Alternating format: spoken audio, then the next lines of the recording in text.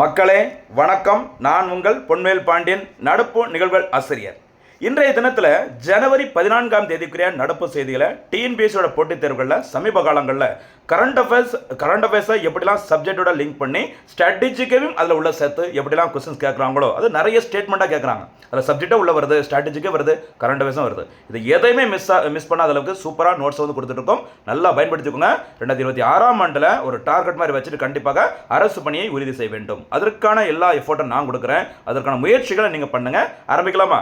அதே மாதிரி நம்ம வீடியோ உங்களுக்கு பிடிச்சிருந்தா மறக்காம மக்களே ஒரு லைக் பண்ணுங்க, ஓகேவா? உங்க ஃப்ரெண்ட்ஸுக்கும் ஓகேவா முடிஞ்சா ஷேர் பண்ணுங்க. நம்மளோட சேனலை சப்ஸ்கிரைப் பண்ணி வச்சுக்கோங்க. நோட்டிஃபிகேஷனில் காட்டும். வாய்ப்பு கிடைக்கும் போது நம்ம நோட்ஸை யூஸ் பண்ணிக்கோங்க. ஆரம்பிக்கலாமா? இன்றைய தினத்திற்கான நடப்பு செய்திகள் ஜனவரி 14ஆம் தேதிக்குரியது. ஃபர்ஸ்ட் ஆரம்பத்தில் நம்ம வழக்கம் போல தான் என்ன பார்க்க போகிறோம்? உள்ளடக்கம், அதாவது தலைப்பு செய்தி ஜனவரி 14ஆம் தேதிக்குரியது பார்த்துக்கோங்கம்மா, ஓகேவா? முக்கிய தினங்கள் பார்க்க போகிறோம். ஜனவரி 14 என்ன சிறப்பு அம்சங்கள் அப்படின்னு சொல்லிட்டு, அதுக்கப்புறம் தமிழ்நாடு அரசின் முக்கியமான 2 பிரிவுகள் விருதுகள், அதுக்கப்புறம் இலக்கிய மாமணி விருது 2025 என்னென்ன பிரிவுகளில் கொடுக்குறாங்க அது பார்க்க போகிறோம். இந்தியாவிலே முதல் முறையாக தமிழ்நாட்டில் ஓகேவா செயற்கை நுண்ணறிவு மையம் மாநிலத்திற்காக அமைக்கிறாங்க. அதை பற்றி டீட்டெயிலாக பார்க்க போகிறோம். அடுத்தபடியாக ஜியோகிராஃபியில் அரிசி உற்பத்தியில் உலகத்திலேயே இந்தியா முதலிடம். எவ்வளவு முக்கியமான செய்திகள் சொல்லி பார்த்துக்கோமா, மக்களை பயன்படுத்திக்கோங்க. சரிங்களாம்மா? இனிமேல் விரைவாக பார்க்கலாமா? பாருங்க. ஃபர்ஸ்ட் ஜனவரி 14ஆம் தேதிக்குரிய முக்கிய தினங்கள், ஓகேவா? தமிழ்நாடு என முறைப்படி பெயர் மாற்றம் செய்யப்பட்ட நாள், ஓகேவா? என்னைக்குமா? ஜனவரி 14 1969. இப்போ இருக்கிற தமிழ்நாடு நிலப்பகுதியானது மொழி வாரியாக தனியாக பிரிக்கப்பட்ட நாள் நவம்பர் 1 1956. அந்த நவம்பர் 1ஆம் தேதி, ஓகேவா? நவம்பர் 1 1956 நவம்பர் 1ஆம் தேதி தான் 2019ஆம் ஆண்டு அப்போதைய தமிழ்நாடு அரசு ஓகேவா தமிழ்நாடு தினமாக முதல் முறையாக கொண்டாடுறாங்க. அதுக்கப்புறம் 2021 திராவிட முன்னேற்ற கழகம் ஆட்சியை கைப்பற்றிய பிறகு ஓகேவா அந்த நவம்பர் 1ஆம் தேதிக்கு பதிலாக ஜூலை 18 தான் தமிழ்நாடு தினம் அப்படிங்கிற மாதிரி கொண்டாட ஆரம்பிச்சாங்க. அதுக்கு என்ன காரணம் அப்படின்னு சொல்லி பார்த்தீங்கன்னா, தமிழ்நாடு இப்போ இருக்கிற தமிழ்நாடு மொழிவாரியாக பிரிக்கப்பட்ட பிறகு ஆரம்பத்தில் அதுக்கு மெட்ராஸ் மாநிலம் அப்படிங்கிற பேர் தான் இருந்தது. அந்த மெட்ராஸ் அப்படிங்கிற பேரை தமிழ்நாடு என பெயர் மாற்றம் செய்வதற்கு ஓகேவா சட்டப்பேரவையில் தீர்மானம் நிறைவேற்றப்பட்ட நாள் என்னைக்கு அப்படின்னு சொல்லி பார்த்தீங்கன்னா ஜூலை 18 1967. அந்த ஜூலை 18 தான் 2021ஆம் ஆண்டு முதல் தமிழ்நாடு அரசினால் தமிழ்நாடு தினமாக கொண்டாடப்பட்டு வருகிறது. இதுக்கு பதிலாக அந்த நவம்பர் 1ஆம் தேதிக்கு பதிலாக, ஓகேவா? சரி, இப்படி தீர்மானம் நிறைவேற்றப்பட்ட நாள் ஜூலை 18 1967. அந்த டைமில் தமிழ்நாட்டின் முதலமைச்சர் அறிஞர் அண்ணா அவர்கள், ஓகேவா? அதுக்கப்புறம் முறைப்படி இப்போ இருக்கிற தமிழ்நாடுங்கிற பேர் எப்போ வந்துட்டு சூட்டப்பட்டு நடைமுறைக்கு வந்தது அப்படின்னு சொல்லி பார்த்தீங்கன்னா ஜனவரி 14 1969. மறக்காதீங்க, ரொம்ப முக்கியமானது. சரியாமா? ஓகே. அடுத்தபடியாக ஆயுத படை வீரர்கள் தினம் அல்லது முன்னாள் படை வீரர்கள் தினம் சொல்லுவாங்க. அதாவது இந்தியாவில் ஓகேவா இந்திய இராணுவத்தோட முதல் இந்திய தலைமை தளபதியாக பொறுப்பேற்றவர் யார் அப்படின்னு சொல்லி பார்த்தீங்கன்னா உங்களுக்கு தெரிஞ்சிருக்கும், ஃபீல்டு மார்ஷல் ஓகேவா KM கரியப்பா அவர்கள். கரியப்பா அவர்கள் பொறுப்பேற்ற நாள் ஓகேவா ஜனவரி 15 1949. அந்த ஜனவரி 15ஆம் தேதி பார்த்தீங்கன்னா ராணுவ தினமாக கொண்டாடப்பட்டு வருகிறது. அதே கரியப்பா அவர்கள் ஓகேவா ஜனவரி 14 1953 அன்று என்ன பண்ணுறாங்க? ஓய்வு பெறுகிறாங்க. ஓகேவா அவர் ஓய்வு பெற்ற நாள் தான் ஜனவரி 14ஆம் தேதி என்ன தினம்? ஆயுத படை வீரர்கள் தினம், ஓகேவா? அல்லது முன்னாள் படை வீரர்கள் தினம் சொல்லுவாங்க, ஓகேவா? அவர் பதவியேற்ற ஜனவரி 15ஆம் தேதி ராணுவ தினம் மறந்துடக்கூடாது. சரிங்களா? அதுக்கப்புறம் இந்தியன் எக்கனாமியில் முக்கியமான ஒரு அமைப்பு பாருங்க, FCI ஓகேவா 1965 நியூ டெல்லின்னு கொடுத்துருக்கோம். இந்திய உணவுக் கழகம், சரி, ஃபுட் கார்பரேஷன் ஆஃப் இந்தியான்னு சொல்லுவாங்கல்ல, இந்திய உணவுக் கழகமானது 1965ஆம் ஆண்டில் தான் முறைப்படி உருவாக்கப்பட்டது. இதனுடைய தலைமையிடம் எங்கே இருக்குது அப்படின்னு பார்த்தீங்கன்னா நியூ டெல்லியில் இருக்குது. ஓகேவா? ஒரு குரூப் 1 எக்ஸாமில் கேட்ட கேள்வி என்னன்னு பார்த்தீங்கன்னா அந்த இந்திய உணவுக் கழகத்தின் ஃபுட் கார்பரேஷன் ஆஃப் இந்தியாவோட முதல் மாவட்ட அளவிலான அலுவலகம் எங்கு திறக்கப்பட்டுன்னு சொல்லி கேட்டிருந்தாங்க. அது எங்கன்னு பார்த்தீங்கன்னா நம்முடைய தஞ்சாவூரில் தான் திறக்கப்பட்டது. ஓகேவா? மாவட்ட அளவிலான முதல் அலுவலகம். ஆனால் அந்த எஃப்சியோட ஹெட் குவார்ட்டர்ஸ் எங்கே இருக்கு பார்த்தீங்கன்னா டெல்லியில் இருக்கு. மறக்கக்கூடாது. இந்த அமைப்பு உருவாக்கப்பட்ட வருஷம் 1965. மக்களை மறந்துடாது. ஓகேவா? என்னைக்கு டேட்டில் தான் இது உருவாக்கப்பட்டது? ஜனவரி 14 1965 உருவாக்கப்பட்டது. மறக்கக்கூடாது. சரிங்களா? அப்போ தமிழ்நாடுங்கிற பெயர் மாற்றம், ஆயுத படை வீரர்கள் தினம், FCI அமைப்பு மூணுமே என்னைக்கு? ஜனவரி 14. மறந்துடாதீங்கோ. ஓகேவா? அடுத்தபடியாக இன்னொரு முக்கியமான செய்தி பாருங்க. தமிழகத்திற்கு தனி AI மையம், ஆர்டிஃபிஷியல் இன்டெலிஜென்ஸ் சென்டர். ஓகேவா? இந்தியாவிலே முதல் முறையாக ஒரு மாநிலத்திற்கான செயற்கை நுண்ணறிவு மையம் உருவாக்கப்பட உள்ளது. எங்கே தான்? நம்முடைய தமிழ்நாட்டில். ஓகேவா? அது உருவாக்கப்பட உள்ள இடம் சென்னை. இதுக்கான மதிப்பீடு எவ்வளோ பார்த்தீங்கன்னா கிட்டத்தட்ட 1000 கோடி ரூபாய் மதிப்பீட்டில் இந்த செயற்கை நுண்ணறிவு மையம் அமைக்கப்படுவது. ஓகேவா? இது யார் அமைக்க போகிறாங்கன்னு சொல்லி பார்த்தீங்கன்னா Chennai IIT. Sir Chennai IIT உருவாக்கப்பட்ட வருஷம் 1959, மறக்கக்கூடாது. இந்தியாவோட முதல் ஐஐடி கரக்பூர் ஐஐடின்னு சொல்லுவாங்கள்ல, அந்த கரக்பூர் ஐஐடி வெஸ்ட் பெங்காலில் இருக்குது. 1951 உருவாக்கியிருப்பாங்க. சரிங்களா? 1959 நம்ம சென்னை ஐஐடி உருவாக்கப்படுகிறது. அந்த சென்னை ஐஐடியுடன் இணைந்து சர்வம் அப்படிங்கிற ஒரு செயற்கை நுண்ணறிவு நிறுவனத்துடன் இணைந்து யார் ஒப்பந்தம் போட்டுக்கிறா? நம்முடைய தமிழ்நாடு அரசு ஒப்பந்தம் போட்டுக்கிறாங்க. சரிங்களா? அப்போ யார்? சென்னை ஐஐடி பிளஸ் சர்வம் ஏஐ, இவங்க 2 பேரோட சப்போர்ட்டில் தான் தமிழ்நாடு அரசு ஓகேவா என்ன பண்ண போகிறாங்க? தமிழ்நாட்டிற்கான முதல் செயற்கை நுண்ணறிவு மையத்தை உருவாக்க போகிறாங்க. இது என்ன சிறப்புன்னு சொல்லி பாருங்க. ஒரு மாநிலத்திற்காக தனியாக ஏஐ மையம், செயற்கை நுண்ணறிவு மையம் உருவாக்கப்படுவது இந்தியாவிலேயே இதுதான் முதல் முறை.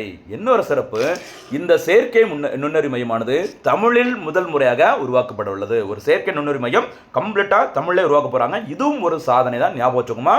இந்த செயற்கை நுண்ணறிவு மையத்தில் அரசு துறைகளின் அனைத்து தரவுகளும் அதில் இடம்பெற்றிருக்கும். அந்த தரவுகள் பத்திரமாக பாதுகாக்கப்படும் அப்படின்னு சொல்லியிருக்கிறாங்க. சரிங்களா? ரொம்ப முக்கியமான செய்திமா, மறந்துடக்கூடாது. இந்தியாவில் முதல் முறையாக ஒரு மாநிலத்திற்கான செயற்கை நுண்ணறிவு மையம் நம்முடைய தமிழ்நாட்டில் உருவாக்க போகிறாங்க. அடுத்தபடியாக இன்னொரு முக்கியமான செய்தி, அரிசி உற்பத்தியில் இந்தியா முதலிடம். ஓகேவா? ரைஸ் 2024-25 ஆண்டில் இந்தியாவோட மொத்த அரிசி உற்பத்தி எவ்வளோன்னு சொல்லி பாருங்கம்மா. 150.18 மில்லியன் டன். ஓகேவா? மில்லியன் டன் அரிசி உற்பத்தி பண்ணியிருக்கிறாங்க இந்தியா.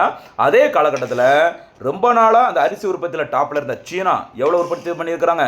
145.28 மில்லியன் டன் மட்டுமே உற்பத்தி பண்ணியிருக்கிறாங்க. கிட்டத்தட்ட ஒரு 5 மில்லியன் டன்னுக்கு மேலே இந்தியா அதிகமாக அரிசியை உற்பத்தி செய்து வேர்ல்ட்லே நம்பர் 1 எதில்? அரிசி உற்பத்தியில் அப்படிங்கிற சாதனையை படைச்சிருக்கிறாங்க. சரிங்களா? சரி, இந்த தகவலை தெரிவித்தார் யாருன்னு சொல்லி பார்த்தீங்கன்னா தற்போதைய மத்திய வேளாண் துறை அமைச்சராக இருக்கிற திரு சிவராஜ் சிங் சௌகான் அவர்கள் தான் இந்த தகவலை தெரிவிச்சிருக்கிறாங்க. இது தவிர ஓகேவா, சிவராஜ் சிங் சௌகான் அவர்கள் ஐகர் நிறுவனம், ஐகர் என்னமா, இந்தியன் கவுன்சில் ஆஃப் அக்ரிகல்ச்சர் ரிசர்ச்னு சொல்லுவாங்க, இந்திய வேளாண்மைக்கான தலைமை ஆராய்ச்சி அமைப்பின் பெயர் தான் ஐகர். 1929 ஆண்டில் உருவாக்கப்பட்டது, 1929. அந்த ஐகர் நிறுவனம் உருவாக்கிய 25 பயிர்களின் 184 புதிய ரகங்களை அறிமுகப்படுத்தியிருக்கிறாங்க. ஓகேவா? இதுக்கு என்ன சிறப்புன்னு சொல்லி பாருங்க. கடுமையான வறட்சி இருந்தால் கூட, மண் உவர்ப்புத்தன்மை, உப்புத்தன்மைன்னு சொல்லுவாங்களா, உவர்ப்புத்தன்மை கொண்ட இருந்தால் கூட பருவ மாற்றங்களை தாங்கக்கூடிய வளரக்கூடிய சூப்பரான விதைகள் தான் இந்த 184 புதிய ரகங்கள். யார் உருவாக்கியிருக்கிறாங்க? ஐகர் நிறுவனம். மறக்கக்கூடாது, ஞாபகம் வச்சுக்கோங்க. அதே மாதிரி இன்னொரு கூடுதல் செய்தி, தேசிய விவசாயிகள் தினம் இந்தியாவில் கொண்டாடப்படும் நாள் என்னைக்குமா? டிசம்பர் 23 இந்திய முன்னாள் பிரதமர் சௌத்ரி சரண் சிங் அவர்களின் பிறந்த நாள் டிசம்பர் 23. என்ன சொல்லுவாங்க? கிசான் திவாஸ் அல்லது தேசிய விவசாயிகள் தினம். மறக்கக்கூடாது. சூப்பரான செய்திமா மக்களே. இப்படி தான் நம்மளோட நோட்ஸ் வீடியோஸ் எப்பவுமே இருக்கும். சரிங்களா? நமக்குன்னு தனித்துவம் பெற்று சூப்பரான ஒரு நோட்ஸை ஒவ்வொரு ஆண்டும், ஏன்னா கரண்ட் அஃபேர்ஸுங்கிறது சும்மா பேருக்கலாம் இல்லைம்மா, ஒரு உயிராக நினச்சி அது பண்ணிட்டு இருக்கிறேன்.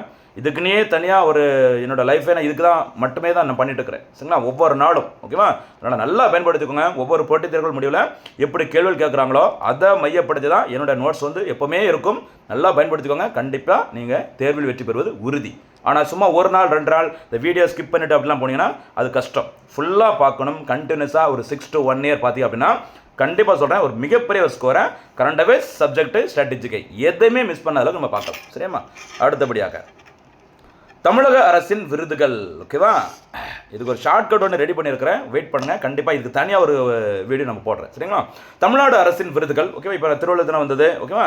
அதே முன்னிட்டு தமிழ்நாடு அரசானது நிறையா சிறப்பு விருதுகளை அறிவிச்சிருக்கிறாங்க. அதில் ரொம்ப முக்கியமான விருதுகள் பார்க்க போகிறோம். ஃபர்ஸ்ட் அண்ணா விருது யாருக்கு வழங்கப்பட்டுள்ளது? துரைமுருகன். அண்ணா விருது யார் கொடுத்துருக்குறாங்க?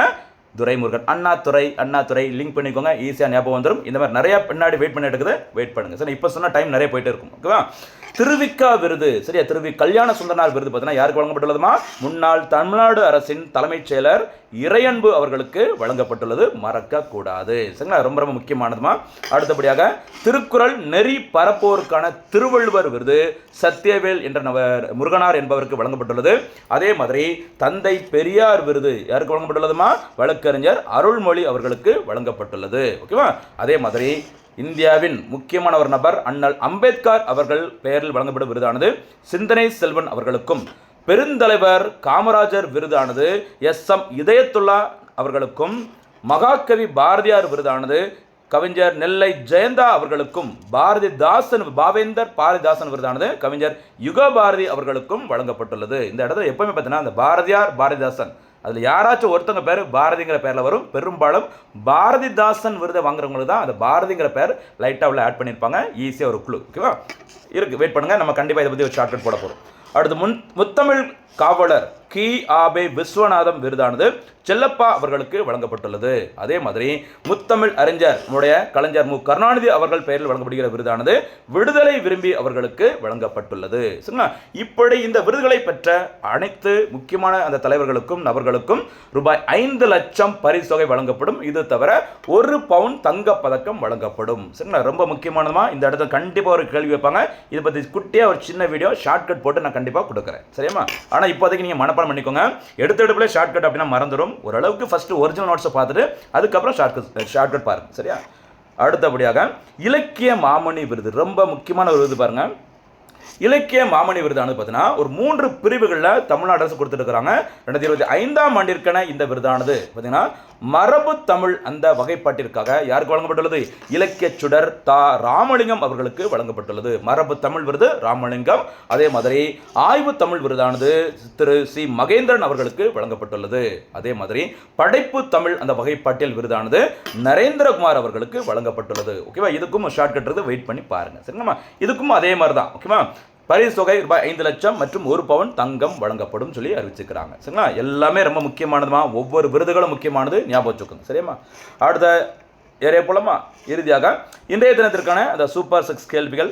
முதல் சூப்பர் 6 கேள்வி, தமிழ்நாடு தினம் எப்போது கொண்டாடப்படுகிறது? இந்த தேதி. தமிழக அரசிற்கான முதல் தனி AI மையம் எங்கு அமைக்கப்பட உள்ளது? இரண்டாவது சூப்பர் 6 கேள்வி. மூன்றாவது சூப்பர் 6 கேள்வி, 2024-25ஆம் ஆண்டில் அரிசி உற்பத்தியில் முதலிடம் பெற்றுள்ள நாடு எது? நான்காவது சூப்பர் 6 கேள்வி, தமிழக அரசின் திருவிக்கா விருது, ஓகேவா, தந்தை பெரியார் விருது, அண்ணல் அம்பேத்கர் விருது மற்றும் பெருந்தலைவர் காமராஜர் விருது யாருக்கு வழங்கப்பட்டுள்ளது? ஐந்தாவது சூப்பர் 6 கேள்வி, தமிழ்நாடு என முறைப்படி பெயர் மாற்றம் செய்யப்பட்ட நாள் எப்போது? அடுத்தபடியாக தமிழக அரசின் இலக்கிய மாமணி விருதுகள், ஒரு 3 விருதுகள் சொன்னலாமா, அதையும் கொஞ்சம் சொல்லிக்கோங்க. இந்த கேள்வி கேட்டு உங்களை எதுக்கு பதில் சொல்கிறேன் அப்படின்னா அப்போ தான் உங்களுக்கு மறக்காது. வீடியோ பார்க்குறீங்க அப்படியே அரைகுறையாக தள்ளி விட்டு கூட சில பேர்லாம் பார்ப்பீங்க. டைப் பண்ணி அது நீங்கள் ஒரு ஆன்சராக சொல்லும்போது உங்களே அறியாமல் கொஞ்சம் ஸ்ட்ராங்காக மனசில் பதியும். எக்ஸாம் டைமில் எந்த ஒரு டவுட்டும் இல்லாமல் நீங்கள் ஈஸியாக ஆன்சர் பண்ண முடியும். சரிங்களா? மீண்டும் சந்திக்கலாம். நன்றி, வணக்கம்.